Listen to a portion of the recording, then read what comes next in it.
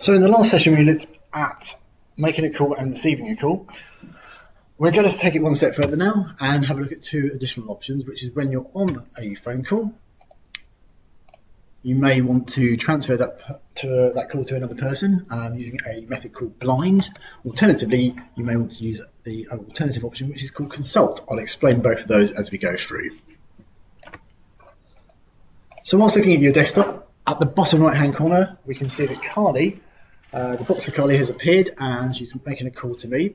I will answer that call using either the icon there next to my cursor, or actually I can click anywhere on that icon wherever I like. Once I've done that and accepted the call, Carly's face will hopefully appear here, and at the end of the conversation she may ask to speak to someone else, let's say Graham Jones. So what I can do is, rather than putting the phone down and letting him know, is at the bottom right I can click on the icon here. That will bring up the transfer option at the top, and when I click on that I'll be given a search box where I can search for the person who I want to transfer the call to. In this case I've typed James. I'll select James and highlight him in blue, and when I press the transfer button, essentially that ends the phone call for me and transfers it straight to Graham or James. So that's called a blind call, because basically you're not letting the person you're transferring the phone call to know what it's about or who's about to appear on the phone. Now, the second option, called consult, is fairly similar in the fact that at the bottom right of my screenshot here, Carly is calling me again. I would accept her phone call, have the conversation, and at the end of that she may say, I would like to speak to Graham, or James, or Ron, or anyone else.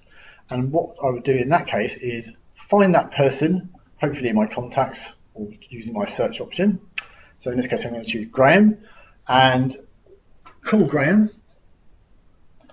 And as soon as Graham picks up the phone or picks up the call, Carly, as you can see here, will be automatically put on hold whilst I speak to Graham. I'll tell Graham the nature of the subject and who's calling, and if he's willing to take the call or not. And if he is, I will just click on the bottom three dots appearing here, which will bring up this menu, and I'll say merge this call into, and it'll give you the option about where you're going to merge it to. So I'm going to merge the call into Carly's.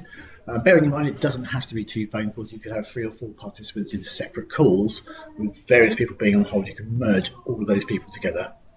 In this case I'm going to merge the call into Carly, which gives all 3 of us are currently participating in the call, and I can now leave the phone call.